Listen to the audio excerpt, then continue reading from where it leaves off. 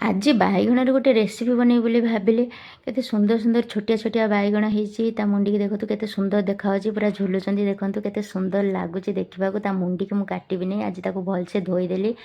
धोईदेकी तापर ताको आम चारि चेना करके काटिदेबा ता मुंडी लगी ता मुंडी की काटबानी एमती सबुतक बाईगण को एमती काटी नेबा काटी नेला परे ताको एमती फर्चा करके धरिकी ता भितर लुण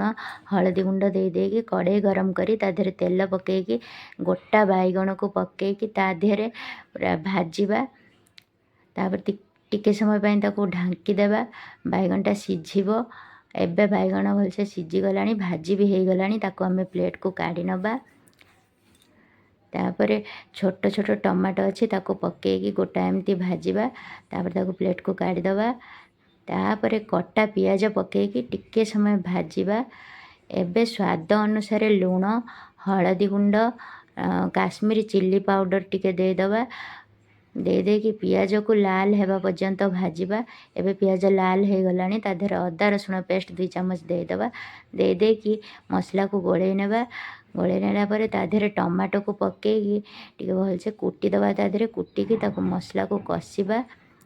किछि समय कषिला परे ता देहरे टिके पानी देकी आउ टिके गोळेई देबा गोळेला परे टिके समय फुटिबा को देबा तापर बाईगण को पकेकी ताको टिके समय पाई फुटिबा को छाड़ी दबा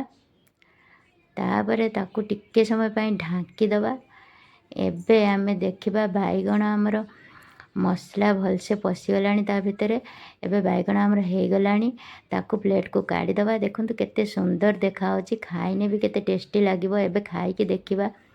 एमता मुंडी की धरिकी खाइबा पूरा टेस्टी लगुच खाइबा को आपण माने भी एमि थरे निश्चय बनेकी खातु और लाइक शेयर सब्सक्राइब करंतु।